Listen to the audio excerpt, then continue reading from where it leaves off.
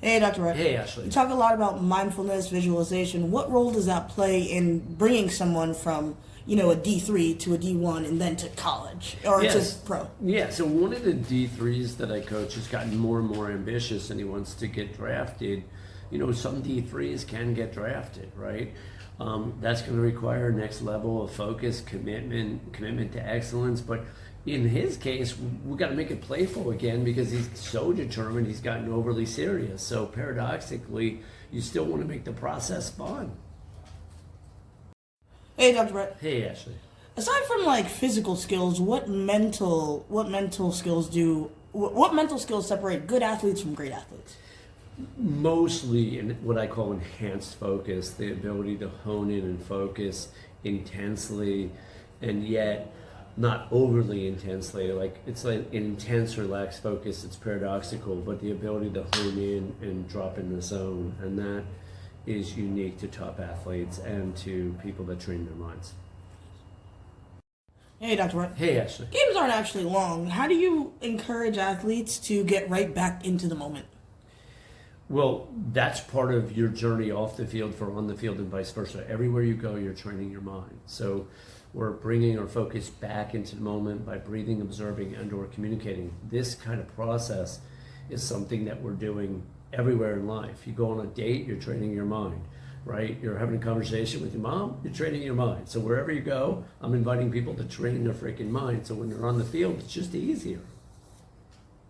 Hey, Dr. Wright. Hey, Ashley. How do you teach athletes to become more disciplined and balanced about their eating without being obsessive and disordered about it? Yeah, and that's a process and a journey, Ashley. It's not something that happens overnight, but you're gradually replacing garbage with less garbage and eventually making healthier and healthier choices. As you do that, your focus will be enhanced. As your focus gets enhanced, it's reinforcing. So as your habits get better and better and better, you're going to enjoy yourself more.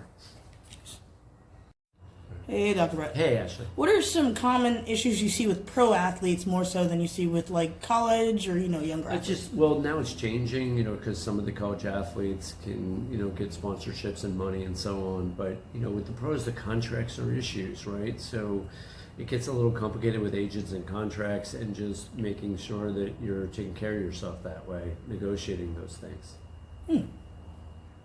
Hey, Dr. Brett. Hey, Ashley. You have an athlete who's a top performing athlete, but his coach just doesn't seem to quite know how to communicate with him. What are you going to tell him? Well, I'm going to get the athlete to become a better communicator and get really proactive with the coach. So maybe the coach might not have the super high skill sets, but if I'm coaching the athlete, eventually they will. Hey, Dr. Brett. Hey, Ashley. You got a top athlete, he's clearly performing well, but his coach just can't seem to communicate with him properly. Okay. Hold on, what's I'm about to sneeze. It's happening, I promise. Bless you. Bless you, my child. Thank you. Hey, Dr. Brett. Hey, Ashley. What would you tell a kid who has it? They have the talent, they have the looks, they have it all, but they don't quite have the mental game yet, and they think they don't need a sports psychologist. If they think they don't need a sports psychologist, they'll find out at some point they might need one, right? I mean, look, I'm coaching a pro tennis player now, and like his parents, got him started with me maybe like 9 months ago or something, or 6 months ago. It took 3 or 4 months for him to fully embrace my philosophy and what we're up to and to embrace the mental game.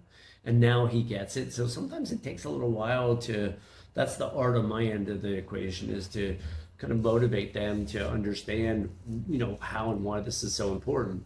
If they're not ready, they're not ready. So some kids just aren't going to be ready, and that's okay. Hey, Dr. Brett. Hey, Ashley. You just get out of college, it's your first spring training, it's your first, camp, it's your first whatever. What are you telling this kid going into it?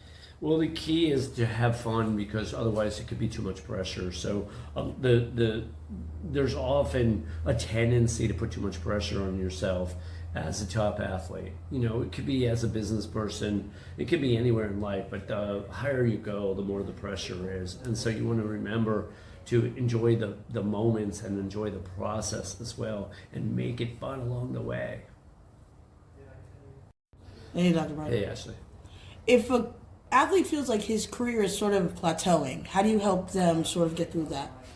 Well, plateauing can occur anywhere, and so I like to help people like change their states, you know, revitalize their energy. So breath work, meditation, you know, most of these athletes are exercising really well, but their relationships can affect their level of proactivity and their plateauing nature, right? Meaning like you can get to a place where if you're eating poorly or drinking too much or partying too much or just not really paying attention to your energy level at the next level, then you're going to plateau. So really it's about enhancing your focus and enhancing your energy field.